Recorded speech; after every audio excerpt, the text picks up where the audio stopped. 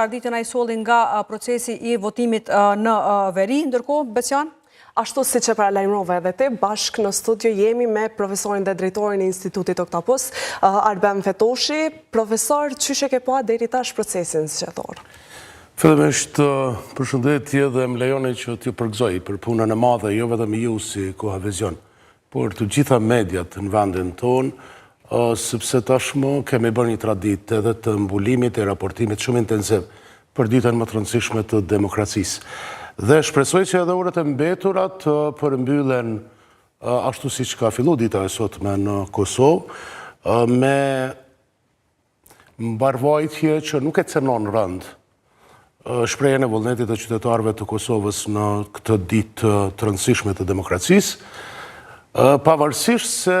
po nga veriu, si që e dëgjuam kolegun e juaj, ka një tendencë të vazhdueshme që nga mëngjesi përmes listës serbe, që jo vetëm të organizonte votim grupor, pra dhe të evidentohet ajo që ka të bëjë me vëzhguesit si komponent I rëndësishëm e mbarvajtjes procesit zgjedhor, por në anën tjetër gjithashtu të mbështetur edhe nga Serbia kemi parë një qarkullim intensiv të mesazheve për domosdoshmërinë e votimit të listës serbe, si subjekt I cili nga mediat e propagandës serbe kornizohet si linja e fundit e mbrojtjes popullit serb në Kosovë, ose si faktori I vetëm që garanton mbijetesën e popullit serb në Kosovë. Pra një luftë informative si ndërhyrje keqdashëse nga ana e Serbisë, që shpreh vetëm komponentin informativ të krejtë strategjisë hibride që Serbia në mënyrë intensive aplikon kundrejt Republikës së Kosovës në kuadër të betejës së saj për ta minuar sovranitetin e vendit tonë. Përndryshe, E cenon, profesor, kjo integritetin e zgjedhjeve gjitha këto ndërhyrje, sepse e dim që edhe zgjedhjet e kaluara ka pasur, nuk është hera parë. Qëllimet në vazhdimsi donik konsistojnë të minimi I integritetit procesit zgjedhor, të sabotimi I demokracisë brenda komunitetit serb, për shkak se në kuadër të strategjisë së Serbisë është jashtëzakonisht e rëndësishme dhe sidomos në këto zgjedhje në kuadër të Institutit Oktopus e kemi vrejtur, një qasje që Serbia me çdo kusht të siguroj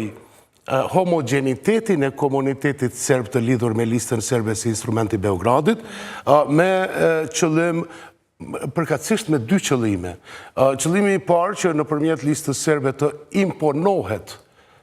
brenda institucioneve të Kosovës në nivelin qendror, dhe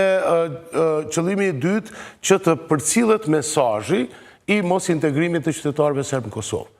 Për shkak se, duke e kontrolluar votën e qytetarëve serb, duke e kontrolluar komunitetin serb në Kosovë,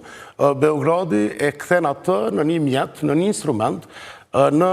luftën e saj kundër Republikës së Kosovës, që është politikë e njohur. Dhe në këtë kuadër duhet kemi parasysh, ka ditë të tëra që nga shpallja e zgjedhjeve, që Serbia ndërhyr në mënyrë flagrante në zgjedhje nëpërmjet Petkovicit, nëpërmjet vet Vučićit dhe nëpërmjet formave të tjera të raportuara gjerësisht në Kosovë nga mediat, siç kanë qenë shantazhi, presionet e ndryshme, kërcënimet, policia jonë ka pas disa arrestime në këtë funksion në përpjekjet për të garantuar shprehjen e lirë të vullnetit politik të qytetarëve serb. Mirë po, këto tregojnë që në mënyrë sistematike Serbia ka ndërhyr, ka tentu që t'i siguroj këto dy qëllime politike kundrejt Kosovës. Ta cenoj integritetin e procesit dhe këtë është mundu ta bëj edhe në nivelin narrativ, duke u ankur në vazhdimsi për përfaqësim jo të drejtë në trupat zgjedhor, pra lista serbe është anku në mënyrë të vazhdueshme se po diskriminohet në raport me subjektet e tjera sa I përket përfaqësimit në trupat zgjedhor, dhe kjo është ajo narrativa e njohur e kohëve të fundit nga Serbia, që e portreton Kosovën si vend diskriminues dhe si pushtet terrori mbi qytetarët serbë dhe të drejtat të tyre në Kosovë. Donika, kur jemi tek lista serbe, profesore, kemi parë në vazhdimsi që bashkësia ndërkombëtare reagon vazhdimisht kur lista serbe ankohet, që po diskriminohet, por nuk kemi parë realisht një reagim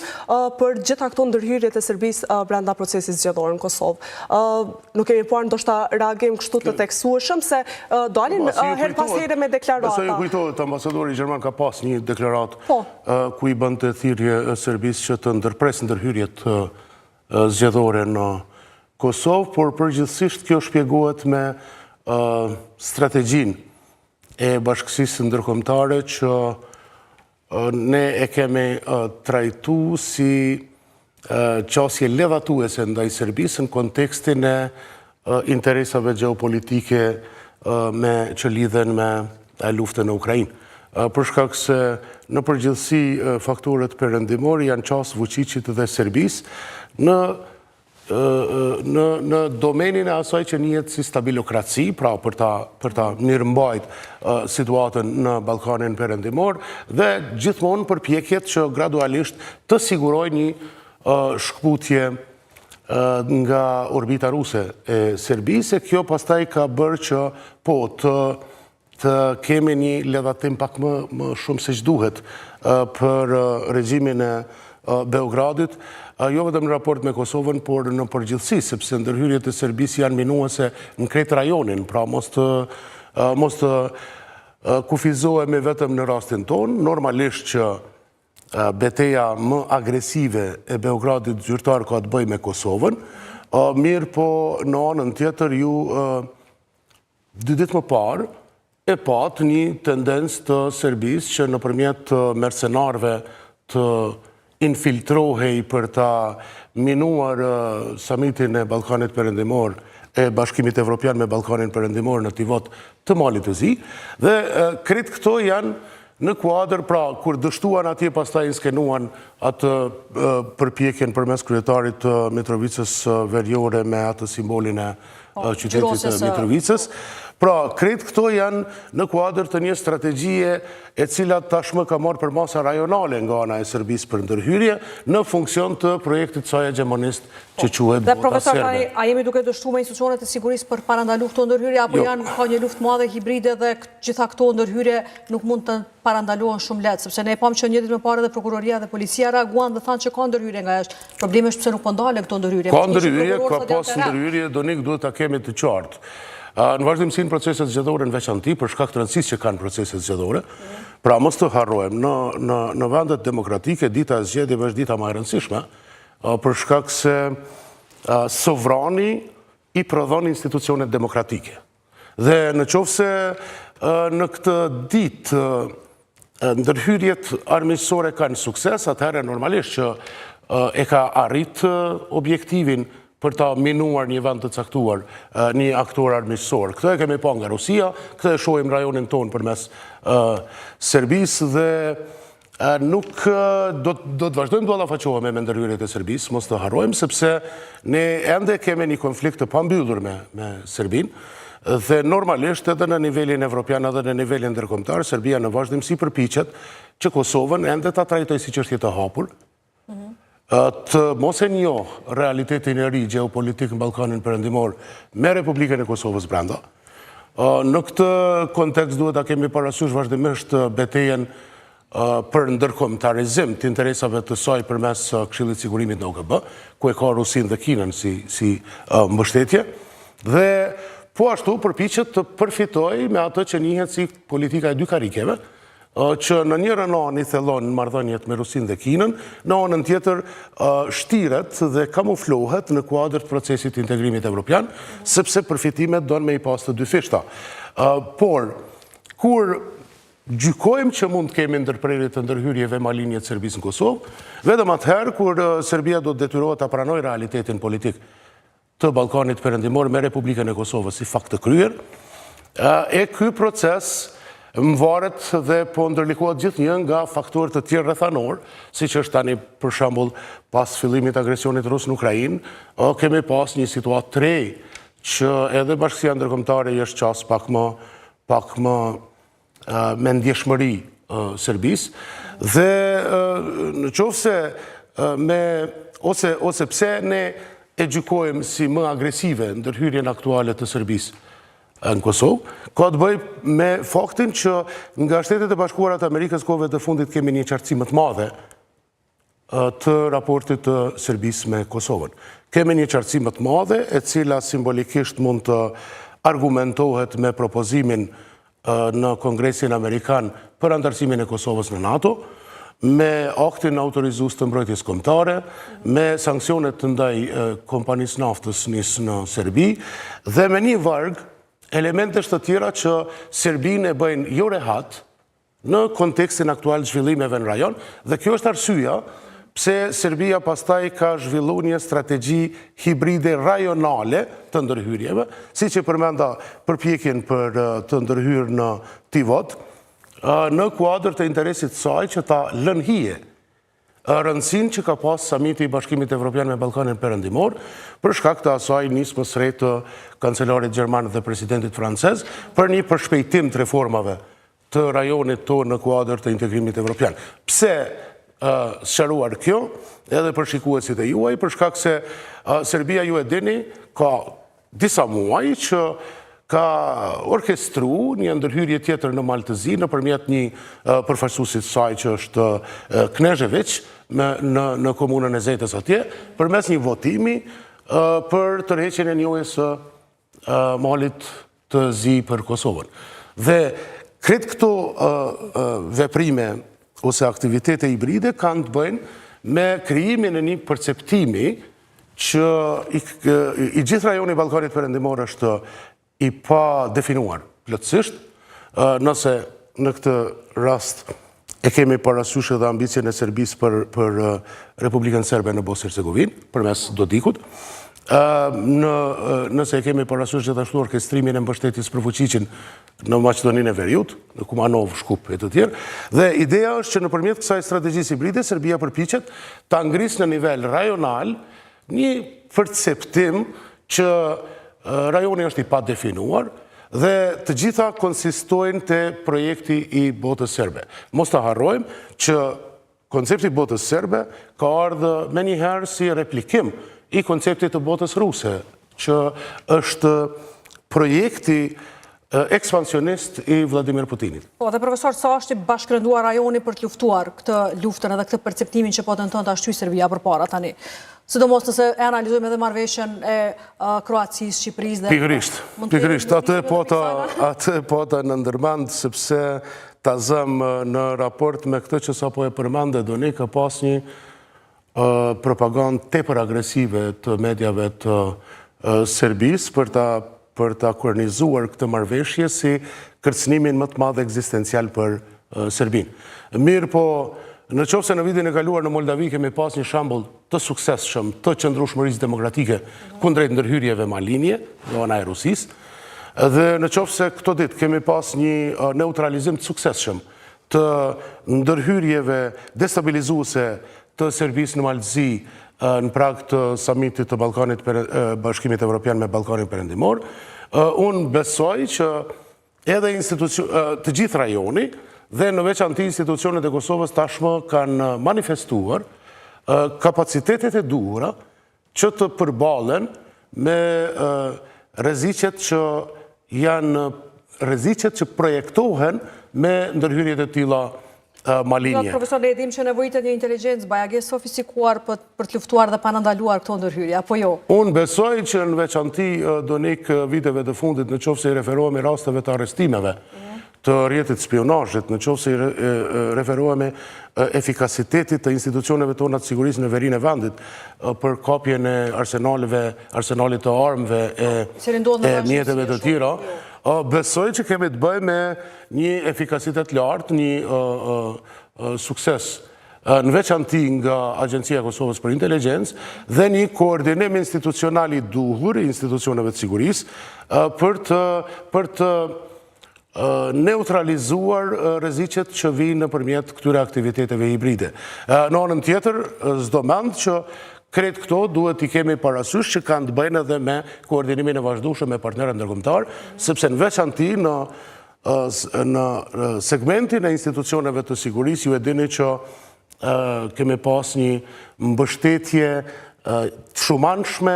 dhe të pa rezervë nga ana e partnerëve për ngritjen e kapaciteteve tona. Sot Kosova po dëshmon që ka kapacitetet të ballafaqimit me kërcënimet e sigurisë, por kjo nuk do duhej leju që të përkthehet në komoditet, për shkak se sfidat janë shumë të sofistikuara, janë shumë perfide, ato po bëhen gjithnjë më të komplikuara dhe në veçanti në kontekstin e teknologjive të reja dhe inteligjencës artificiale, ajo që ka duhet të kihet parasysh edhe në orët në vazhdim, në qoftë se i referohem me zgjedhjeve të sotme, ka të bëjë me faktin që edhe pas mbylljes së qendrave të votimit, institucionet tona duhet ta kenë parasysh që ose duhet të kenë vëmendje të shtuar sa i përket rreziqeve që eventualisht mund të targetojnë infrastrukturën kritike të KQZ-s me qëllim që ta minojnë procesin. Sepse kemi parë të kaluar. Pra, ndërhyrja e Serbisë realisht në procesin zgjedhor ka qenë e shumanshme, e ka përfshirë të gjithë ekosistemin donik, edhe në nivelin politik edhe në nivelin informativ edhe atë të sigurisë, për shkak të këtë të sigurisë nënkupto përpjekjet incidentale, shantazhin, blerjen e votave, kërcënimet ndaj rivalëve të listës serbe, sepse ta theksojmë edhe një herë. Qëllimi i krejt këtyre ndërhyrjeve të Serbisë në zgjedhjet në Kosovë është absolutizimi i votës së komunitetit serb për listën serbe, duke qenë se lista serbe përfaqëson subjektin e kontrolluar dhe dirigjuar nga Beogradi zyrtar, me qëllim që të arrijë dy objektiva. Objektivin e parë që të imponohet në nivelin qendror të institucioneve të Kosovës, prandaj kemi pas këto ditë edhe një narrativ që ka ardhur drejt për drejt nga BIA për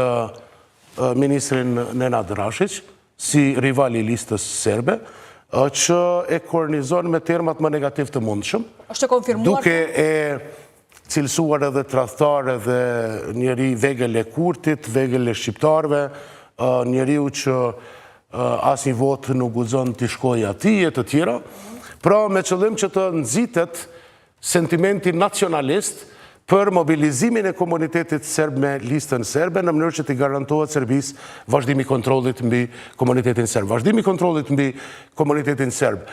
nuk është që vetëm e cenon pluralizmin politik të qytetarët serb të Kosovës, por i kthen ata dhe i mban ende ata, pra ky është synimi i Beogradit zyrtar, në instrument Serbisë në betejën e saj me Kosovën. Dhe kjo është strategjia që shpresoj ta kenë parasysh institucionet tona të sigurisë. Deri më tani gjatë ditës ne konstatuam që në fillim që kemi pas një ditë të suksesshme, jashtëzakonisht suksesshme. Unë jam shumë i lumtur që tashmë Kosova veç se e ka bërë një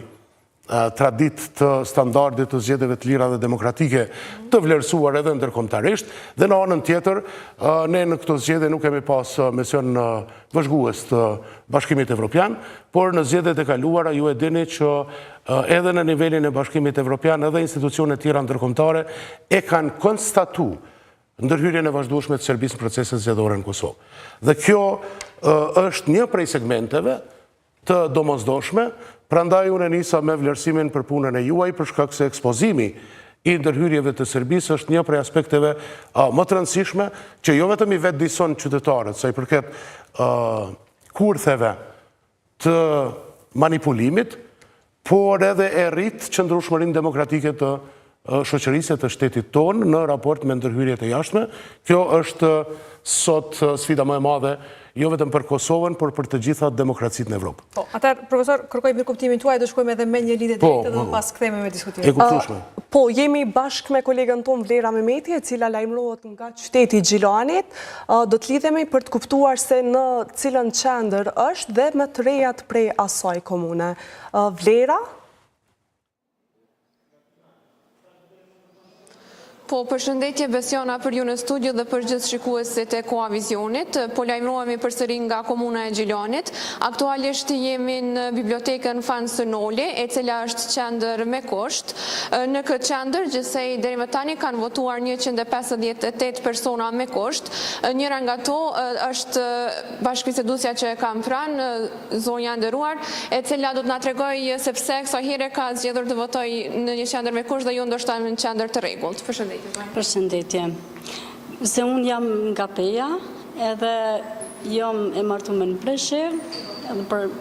për çata kam ardhur këtu të votoj me kusht, se s'pata mundësi me shku në Pejë. Okej, a më na tregoni si shkoi procesi, a ishte gjithçka në rregull? Po, shumë mirë. Gjithçka ishte në rregull. Okej, edhe një pyetje për fund, ndoshta a jeni votuese rregullt dhe a më na tregoni çka pritni prej këtyre zgjedhjeve sërish parlamentare, dhe cili do të ishte ndoshta mesazhi edhe për subjektet politike dhe politikanët, a prisni që kësaj here të funksionalizohen të gjitha institucionet dhe të mos ketë nevojë sërish të shkojmë në zgjedhje të parakohshme parlamentare? Unë shpresoj që më fund me qitash, edhe shpresoj të fitoj më i miri, edhe të vazhdoj. Ska që mirë. Besiona, në këtë qendër edhe ne votuam dhe shfrytzuam të drejtën tonë për vot me kusht, pasi siç dihet nuk jemi në vendbanimet tona dhe nuk kemi mundur të votojmë atje, kështu që edhe unë dhe kameramani shfrytzuam drejtën dhe votuam me kusht. Menaxheri i kësaj qendrës na tregoi se për dallim nga herave të tjera në krahasim me këtë periudhë kohore, edhe në këtë qendër është një dalje ulët e dukshme më ulët se sa herave të tjera. Mirë po, shpresojmë që deri në përfundim të procesit zgjedhor do të ketë dalje ndoshta më të madhe dhe do të rritet numri i personave qytetarëve që do ta shfrytëzojnë të drejtën e tyre për votë. Kaq nga kjo linje direkte dhe do të lajmërohemi përsëri prej qendrave të tjera.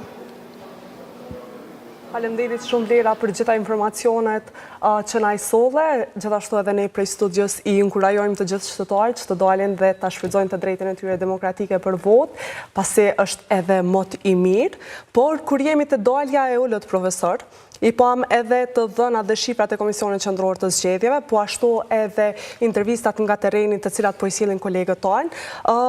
Kemi dalje më të ullët krahasu me 28 dhjetorin. Pse po ndodh kjo, ndoshta edhe për shkak të proceseve të shpeshta zgjedhore apo edhe për ndonjë faktor tjetër? Shpresoj që të jetë për shkak të ndrimit stinës. Për shkak se po, dita e sotme është e bukur, por ka edhe vap. Dhe unë dua të besoj që në orët e mbetura, qytetarët mbase e kanë lënë pasdite që t'i përgjigjen obligimit e tyre për të votuar. Edhe pse nuk e përjashtoj gjithashtu ndikimin që ka përsëritja shpeshtë e cikleve zgjedhore në një lloj pakënaqësie, në një lloj revolte të qytetarëve, të cilën kemi mundur ta vrejmë secili edhe në bisedat tona të zakonshme me miq. Por nuk duhet ta marrim me këtë aspektin negativ shkuarjen në zgjedhje. Qytetarët duhet t'i drejtohen edhe njerë me mesazh të qartë klasës tonë politike. Dhe unë shpresoj shumë që pas menaxhimit suksesshëm të këtij procesi zgjedhor, pavarësisht të rezultatit, subjektet politike ta kuptojnë që e kanë për detyrë ta përkthejnë në institucionet të qëndrueshme të Republikës së Kosovës cilin do rezultat që i japin qytetarët në ditën e sotme. Pra në qoftë se gjithë ditën na flasin për sovranin dhe dita e zgjedhjeve është dita e sovranit,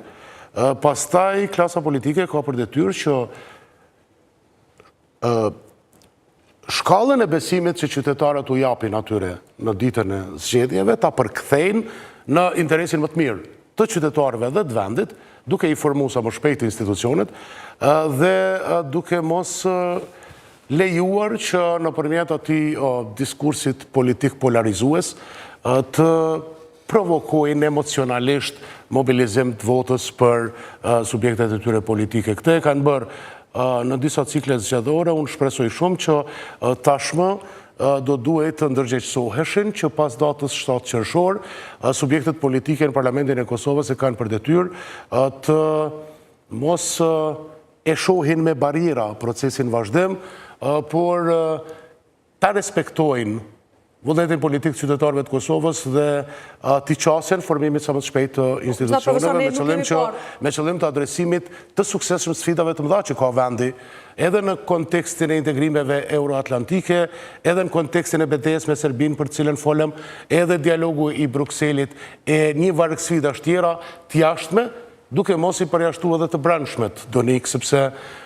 ekonomia, shëndetësia, arsimi e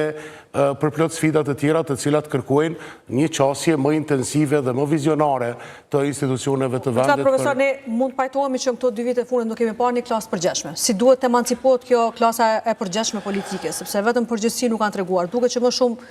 janë vetëm aty për pushtetin sesa për zgjidhjen e çështjeve shtetare tani. Është pak ju keni të drejtë, është shqetësuese ajo që kemi pa në sjelljen politike dhe diskursin që kanë kultivuar subjektet politike në Kosovë, por demokracia ka një rregull. Varësisht nga perceptimi i publikut mbi performancën politike të subjekteve,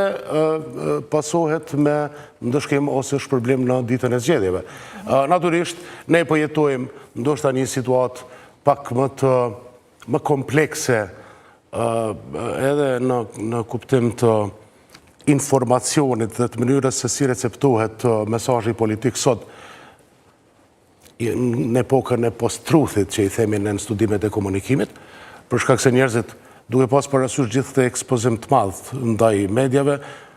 janë të prirur që informacionet t'i konsumojnë në kuptimin përforcues të besimeve dhe bindjeve të tyre paraprake, por është detyrë e politikanëve si përfaqësues të interesave të qytetarëve që ata t'i gjejnë zgjidhjet më të mira për ta quar më përpara procesin. Ajo që është detyrë e qytetarit, Donik, në demokraci, është sjellja dinjitoze në ditën e votimit, kur ai i bindur shkon për të hedhur votën e vet me qëllim zgjedhjes së përfaqësuesve në organet e shtetit dhe pastaj është detyrë e politikanëve, atyre që kërkojnë besimin e qytetarëve, që këtë besim ta përkthejnë në shërbimin më të mirë të mundshëm ndaj interesave të qytetarëve dhe të vendit. S'ka formulë tjetër. Ka ndonjë skenari i cili ndoshta deri më tani ka zbrapsë të gjitha partitë politike që të mos jenë aty për stabilitet institucional, ndoshta kjo frika përballë administratës amerikane që shumë shpesh është përmendur, frika përballë një dialogu dhe kompromiseve të mëdha, ka ndonjë çështje që ndoshta i zbraps këto parti por që nuk e thon publikisht. Jam i vetëdijshëm edhe për këtë që po e thu, Donik, por elefanti do të jetë aty. Prap se prap. S'ka rëndësi, do të thënë klasa jonë politike duhet ta ketë të qartë që ne nuk kemi rrugë tjetër përveç se ballafaqimit me këto sfidat, edhe të këtij kontekstit të ri gjeopolitik, edhe të dialogut, edhe të obligimeve ndërkombëtare. Për shkak se mos të harrojmë, nëse ne duam të konsolidojmë Republikën e Kosovës, të qenit aktor në marrëdhëniet ndërkombëtare kërkon edhe kapacitet për të dëshmuar që ju jeni denj për të qenë shtet në marrëdhëniet ndërkombëtare. Nuk mjafton në mënyrë klasike ta shohim shtetin si kufi, si popull dhe si institucione. Dhe mbi këtë bazë, unë besoj që ndoshta ajo që i ka mungu skenës tonë politike, sidomos viteve të fundit, bashkëpunimi, ti kthehet pas 7 qershorit, ti kthehen subjektet politike një tryeze, e cila do të prodhonte zgjidhjet për çfarëdo situate. Sepse çfarëdo shmangje eventuale në ato që ju e thatë dhe unë e kam dëgjuar shpesh nga njerëzit, a është kjo një shmangje për të ikur dialog, kompromiseve të mëdha, ndaj vështirësive eventuale që e presin me Trumpin në krye të Shtëpisë së Bardhë dhe të tjerë, unë mendoj që nuk është zgjidhja. Shmangja për shkak se e para, presidenti Trump do të jetë në krye të Shteteve të Bashkuara të Amerikës edhe për më shumë se 2 vjet. E dyta, detyrat që e presin Kosovën dhe sfidat që e presin Kosovën kërkojnë leadership serioz. Dhe ky leadership serioz mendoj që zgjidhjen më të mirë do duhet ta kishte te formula e bashkëpunimit mes subjekteve politike, e një dialogu të brendshëm që do t'i adresonte të gjitha sfidat dhe e një manifestimi të nevojshëm. Qytetarët jam i bindur që ka nevojë të shohin një klasë politike e cila i prevalon interesat e shtetit nda interesave grupore dhe partijake,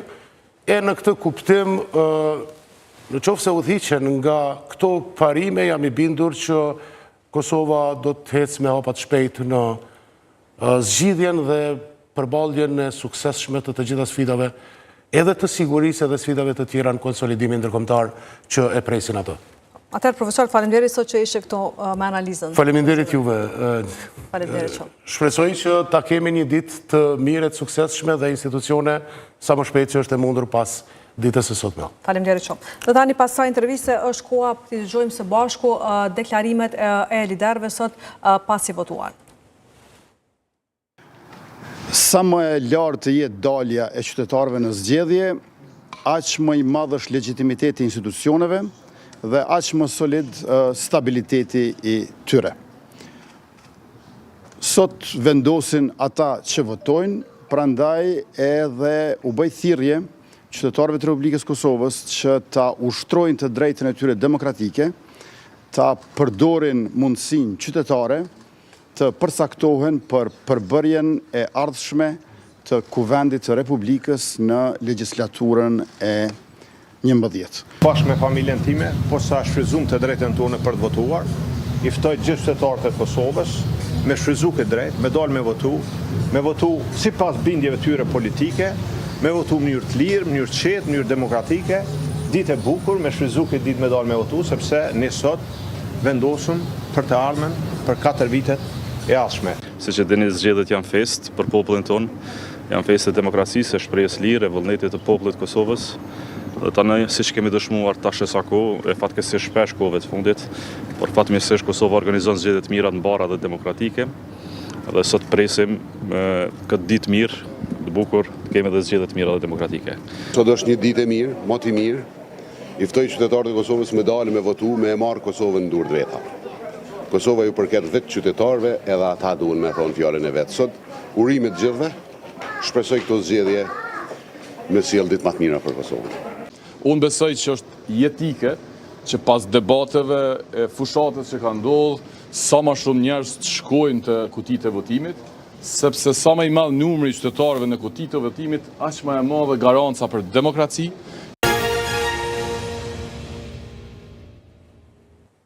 Kemi pasur edhe një deklarim nga Demokracia në Veprim dhe nga anëtari i saj Eugen Cakolli, e do ta ndjekim bashkë deklaratën se çka ka thënë ai në konferencën për media.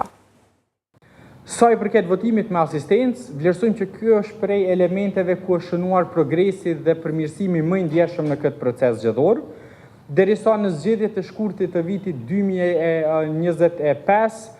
numri i përgjithshëm i votuesve që kanë ushtruar të drejtën e tyre të votës përmes asistencës